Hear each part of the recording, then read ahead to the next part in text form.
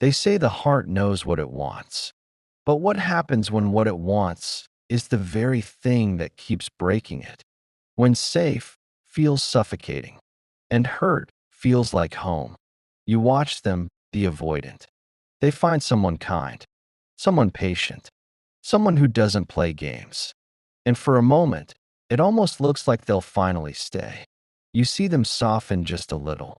You see the fear in their eyes loosen its grip. You think, maybe this time it's different. But then, almost like clockwork, they begin to pull away. Not loudly, not cruelly, just slowly, quietly, like a tide going out. They stop responding with warmth.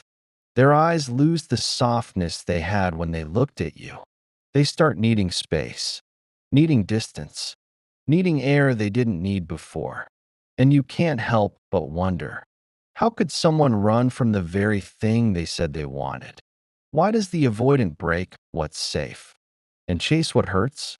Because to the avoidant, safe is not safety. It's foreign, it's unfamiliar, and the nervous system does not crave what's good for it. It craves what it knows. The avoidant has been conditioned, often from childhood, to equate closeness with danger, connection with control, love with intrusion, and safety with a quiet kind of threat. When they were small, safety might have been the moment before a storm, before a parent's tone changed, before affection turned to withdrawal, before warmth became criticism. So they learned early, don't trust what feels good for too long, because comfort, real intimacy, usually had a cost. And that's what's so cruel about the way trauma wires the brain. It doesn't just make you afraid of what hurt you. It makes you addicted to what hurt you because it feels familiar. So when they meet someone steady, someone kind, their body doesn't register it as safety. It registers it as discomfort. Their whole system whispers, this isn't right. This doesn't feel like home. Because home, to them, was tension, was distance, was needing to self-soothe. Because nobody else could be trusted to stay. So when love shows up, gentle, consistent, unthreatening, the avoidance nervous system can't relax. It panics, not because the person is wrong, but because the body doesn't know how to feel safe in safety. That's why they break what's safe, not out of cruelty, but because safe feels like standing still in an emotional landscape where they only ever survived by running. When you've survived through distance, closeness feels like drowning. When you've survived by anticipating rejection, acceptance feels suspicious. When you've spent a lifetime needing control to avoid chaos, love, with all its unpredictability, feels like losing yourself. So they sabotage. They pull away before you can. They close the door quietly, before you have the chance to see them, truly see them, and maybe leave. Because to them, it's better to be the one who leaves first than to risk being the one left behind. And yet, the same avoidant who runs from safety will chase what hurts, not consciously, not because they want to suffer, but because pain feels like home, distance feels like desire, and inconsistency feels like proof of worth. When someone is unavailable, they awaken something familiar in the avoidant. That push-pull rhythm mirrors the emotional dance they grew up inside, a cycle of longing, waiting, hoping, and the constant ache of not being chosen completely. To the avoidant, that ache is aliveness. It's movement. It's what love always felt like. Uncertain, conditional, just out of reach. So when someone hurts them, it makes sense to their system. It doesn't break the pattern, it confirms it. And the brain, desperate for predictability, feels more at ease in pain it understands than in peace it doesn't trust. That's why the avoidant will sometimes say, I don't know why, but I'm just not feeling it, with the person who offers them peace, and yet feel obsessed with the one who withholds affection. Because it's not chemistry, it's recognition. Their body is saying, I know this kind of love. This is the love I was built to survive. And the irony? The avoidant doesn't actually want to be alone. They don't want to keep running.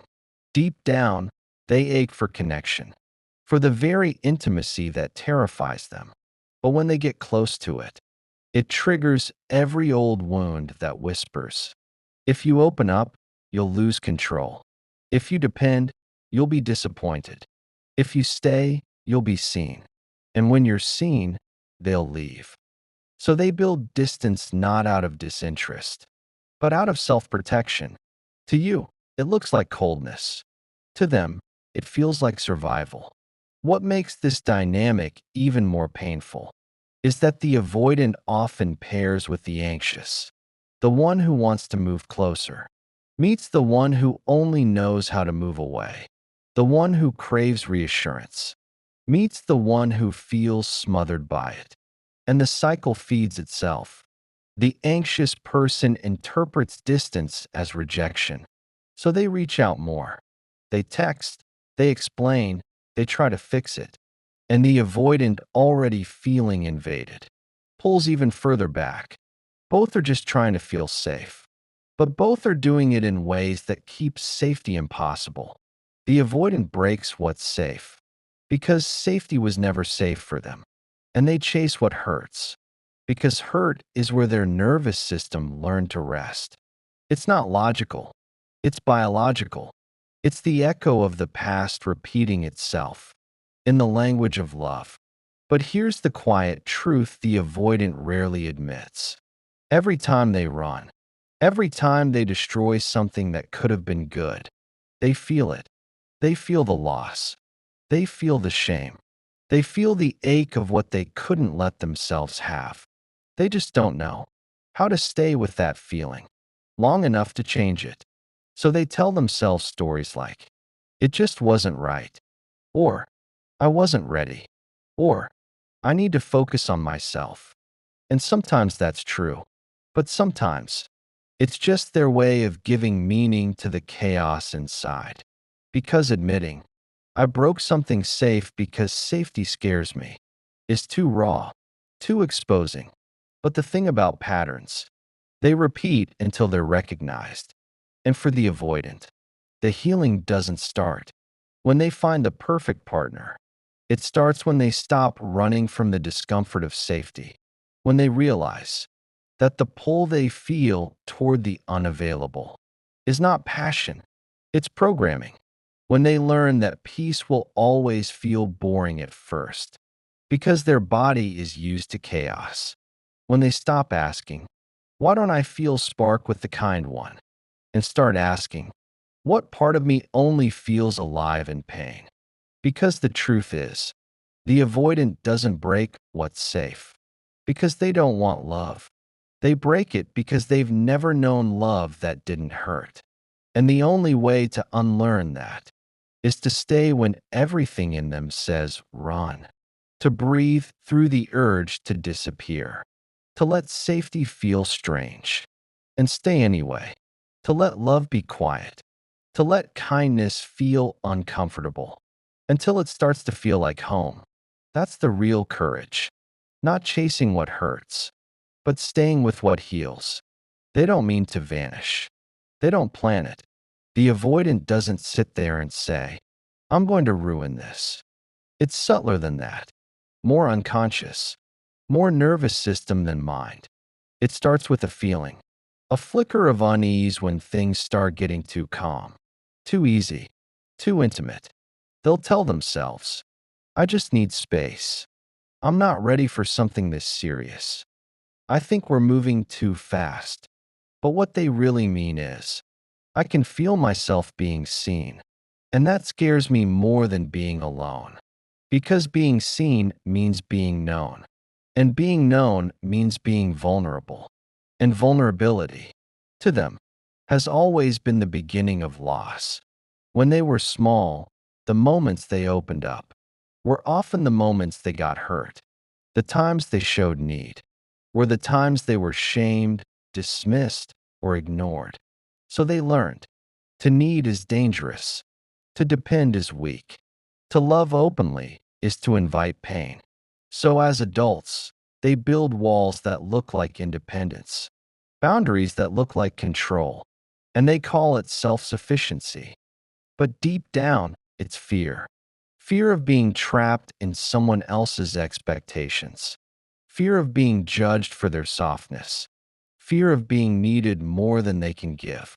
Because to them, love has always come with a cost of freedom, of safety, of self. That's why even when they meet someone good, someone who gets them, their first instinct isn't to relax. It's to retreat. They'll start noticing flaws, tiny ones, the way you text too often, the way you ask questions that feel too close, the way you care too much. They'll pick it apart, not because you're wrong, but because finding something wrong gives them permission to leave. It lets them say, it wasn't right, instead of, I was scared. And when they leave, there's always a strange relief. For a moment, they feel light again, unburdened, safe inside their own walls. But then comes the silence. And in that silence, the ache returns. Because what they wanted wasn't to be alone. It was to feel safe in closeness. But every time they run, they reinforce the lie that safety and connection can't exist together. And then, someone new appears. Someone who isn't safe. Someone who is hot and cold. Present one moment, gone the next. And suddenly, the avoidant feels alive again. The anxiety they used to hate. The guessing, the uncertainty, now feels like electricity. Because unpredictability is familiar. And familiarity, to the wounded nervous system, feels like truth. They'll say things like, I just have more chemistry with this person. But it's not chemistry. It's cortisol. It's adrenaline. It's the nervous system remembering an old rhythm. One that says, if I can win over the one who won't stay, maybe I'll finally be enough. It's not love. It's repetition. They chase what hurts because it gives them something to do with the ache inside. It keeps them distracted from the quiet fear of being known. Pain feels productive. It gives them something to fight for, something to fix. And fixing has always been safer than feeling. Because if you're fixing, you're in control. If you're feeling, you're exposed. This is why the avoidant often feels drawn to unavailable people. They might even say they like the challenge, but what they're really drawn to is the distance that feels safe. The push-pull dynamic lets them stay connected without ever having to be fully vulnerable. It lets them feel close without ever being seen. And that's the cruel loop. The way avoidance feeds itself. The avoidant doesn't just run from others. They run from themselves, from the parts of them that still long to be held, from the small child inside who still hopes someone will stay. Because if they ever stopped running, if they ever allowed safety to settle in, they'd have to face everything they've buried. The grief, the loneliness, the moments of abandonment they never processed. And that's terrifying, because for them, feeling safe means letting those old wounds rise. It means letting love reach the places pain used to live. And love, real love, doesn't feel exciting at first. It feels strange, foreign, quiet. It doesn't demand you chase it. It doesn't keep you guessing. It just stays. And staying, for the avoidant, is the hardest thing of all. Because when someone stays, the avoidant's whole system starts to panic. Their body remembers what it felt like to depend and be disappointed. Their mind starts scanning for danger, the flaw, the red flag, the reason to leave. It's not that they want to ruin it. It's that their body can't yet believe that love could be safe this time. But here's the truth beneath the fear. Every avoidant is not actually running from love. They're running toward the version of love that makes them feel powerful enough to survive it. They break what's safe because safety asks them to surrender. And surrender, to someone who's had to survive alone, feels like death. But that's also where the healing begins. When they can pause, right at the edge of their urge to run, and ask, what if safety isn't danger this time? When they can notice the part of them that feels suffocated and say, you're not trapped, you're just cared for. When they can sit with stillness long enough for peace to stop feeling like emptiness, that's when something shifts. Because safety, when learned slowly, can start to feel like freedom, not fear. There's a strange moment that happens for the avoidant. Right after they pull away, at first it feels right. They breathe again. They have their space, their control. They convince themselves, this is better. I need this. But then silence, the kind that doesn't feel like peace, the kind that echoes. And suddenly, the quiet they craved starts to feel like absence. The freedom feels like loss. Because avoidance isn't the absence of need, it's the fear of needing. And no matter how strong, how independent, how emotionally detached they appear, that need doesn't die. It just hides. Deep down, they want to reach out, to explain, to fix it, to say, I didn't mean to hurt you. I just got scared. But pride steps in. Fear steps in. That old script of needing means weakness steps in. So instead of reaching out, they sit with the ache and call it peace. They replay the moments in their head, the warmth, the closeness, the quiet safety they had, and then the exact moment they felt it slip away. And still, they tell themselves, I'm fine. But fine is a mask they've worn for years. Because the truth is, the avoidant doesn't stop caring when they leave. They just care from far away. They care in silence, in memory, in what ifs. They'll check your page quietly, listen to songs that remind them of you, convince themselves they've moved on, while their mind still drifts to the last thing you said. Avoidance isn't lack of feeling. It's the management of feeling, a constant internal war between longing and self-protection.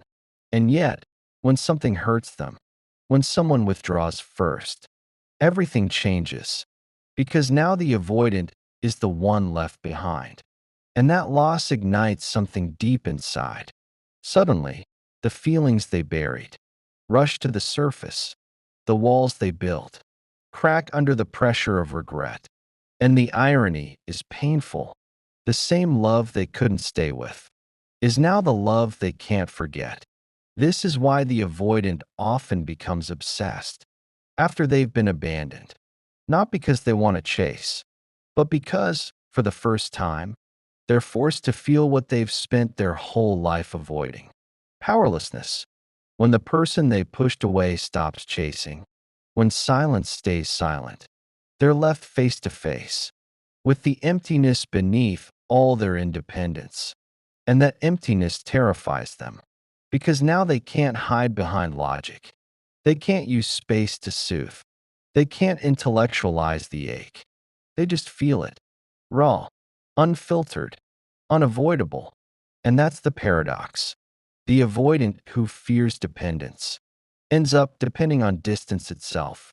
They use space as their safety blanket, silence as their control.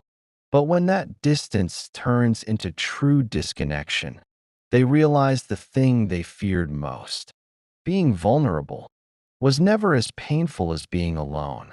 The human heart wasn't built to run forever, even the avoidance. No matter how much they detach, their body still craves the oxytocin of touch. Their mind still searches for belonging. Their soul still aches for home. But home, to them, has always been complicated. It's not just a place of safety. It's a place of memory. And those memories still whisper that love is something you survive, not rest in. So every time love starts to feel real, their body prepares for battle. And every time it ends, they mistake the ache for proof that they were right to run. Because here's the cruel part. The avoidant often confuses pain with depth. If it hurts, it must be real. If it's calm, it must be fake. They've been wired to believe that love should come with tension, that peace means boredom, that if their heart isn't racing, it isn't love. So when someone offers them steady affection, they call it too easy. They say, I don't feel that spark. But the spark they're missing is actually chaos disguised as passion.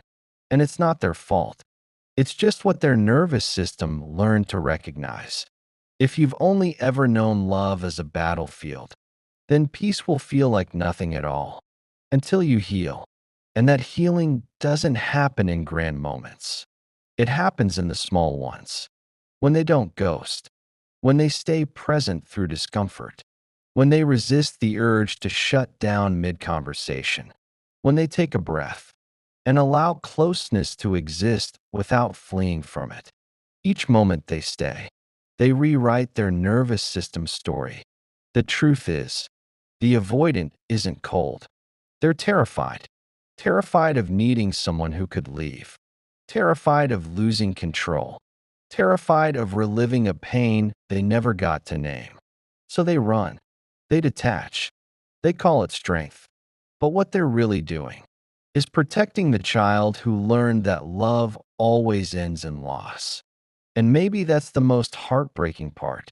That so much of the avoidance adult behavior is just a grown-up version of a child trying to stay safe. A child who learned that crying didn't bring comfort, that being good didn't guarantee love, that closeness could turn cold without warning. And so, they grew up thinking, if I don't need anyone, I can't be hurt. But nobody tells you that isolation hurts, too. That independence, without intimacy, turns from safety into emptiness. That running may protect you from pain, but it also keeps you from love. So when they break what's safe and chase what hurts, it's not because they want pain. It's because pain feels like the only kind of love they've ever known how to hold. They say we repeat what we don't repair. And for the avoidant, that repetition isn't just about partners. It's about patterns. They don't just chase people who hurt. They chase familiarity. They chase what mirrors their earliest experiences of love. The kind that was unpredictable, conditional, earned through behavior, not received through being. So when someone offers them ease, their body doesn't trust it. It's like being handed peace in a language they never learned how to speak. They don't know what to do with it. Love that doesn't need to be earned feels uncomfortable, suspicious, even unsafe, because deep down, they still believe that love must be worked for, that safety is proven, not given. So they test it, pull back, go cold, and watch. Will you still stay? If you do, they get scared. If you don't, they feel confirmed. Either way, the pattern survives. But here's what's rarely seen. Avoidance isn't just fear of others. It's fear of the self, fear of what they'll feel if they actually let connection in. Because connection doesn't just bring love.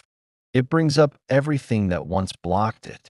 It pulls forward the memories of when love used to hurt. The nights they cried quietly and no one came. The times they were scolded for being too much. The moments they learned to stop asking. So when someone truly loves them, their body trembles, not with excitement, but with stored grief. That's why they sometimes seem detached when things are good. They're not bored. They're overwhelmed. They're feeling emotions their mind hasn't caught up with. And instead of processing, they freeze. Because freezing was the safest thing to do back then. It kept them unseen. It kept them safe. It became their protection. So now, when love feels too close, they freeze again. You see silence. They feel survival. And yet, inside that frozen space, there's always a tiny, trembling hope. A small voice that says, I want to stay this time. I want to trust this. I want to believe love doesn't have to hurt. But healing that voice means sitting in the spaces they've always escaped, the moments of softness, the awkward pauses, the quiet safety that doesn't demand a chase. It means learning to stay, even when nothing's happening, even when there's no drama, no crisis, no adrenaline spike. It means letting calm be enough. And that's hard, because peace can feel like loss.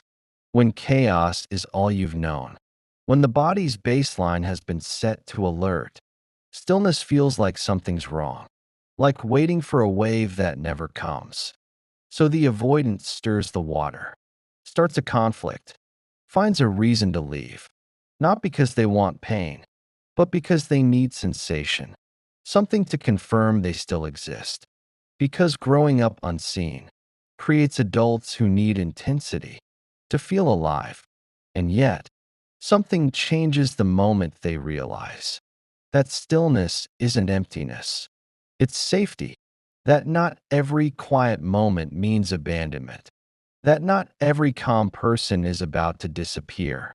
Healing begins when they stop confusing peace with danger, when they can look at someone's consistency and see it not as a trap, but as a shelter, when they stop bracing for loss and start breathing into presence. But this shift doesn't happen all at once. It starts small, with moments that would have once made them run. And this time, they don't. They let someone hug them, without pulling away first. They respond to a vulnerable text, without deflecting.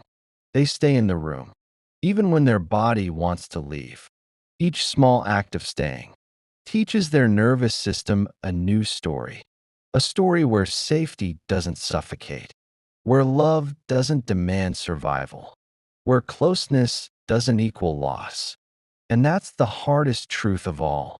The avoidant doesn't heal through love alone. They heal through staying loved, through allowing the steady presence of someone safe to contradict every old belief that says, you'll get hurt. It's not instant. It's not romantic. It's slow, uncomfortable, and often terrifying. But that's what healing looks like. Not fireworks, but rewiring. They'll resist it. They'll doubt it. They'll try to sabotage it. But each time they come back, each time they choose honesty over escape, something rewrites quietly inside them. They start to realize that maybe love isn't about control. Maybe safety isn't a cage. Maybe the walls they built to protect themselves are the same walls that kept them lonely. And maybe breaking those walls isn't weakness, it's freedom. Because to finally feel safe in what's safe, the avoidant has to do what once felt impossible. They have to stay. Stay when it's calm. Stay when it's kind. Stay when it feels too easy. Stay when love doesn't hurt. And that's how the pattern breaks. Not through understanding, but through experiencing safety and surviving it. There comes a moment for every avoidant, a quiet turning point, usually not dramatic, not loud. It's the moment they realize running doesn't bring peace. It only brings distance. And distance no longer feels like safety.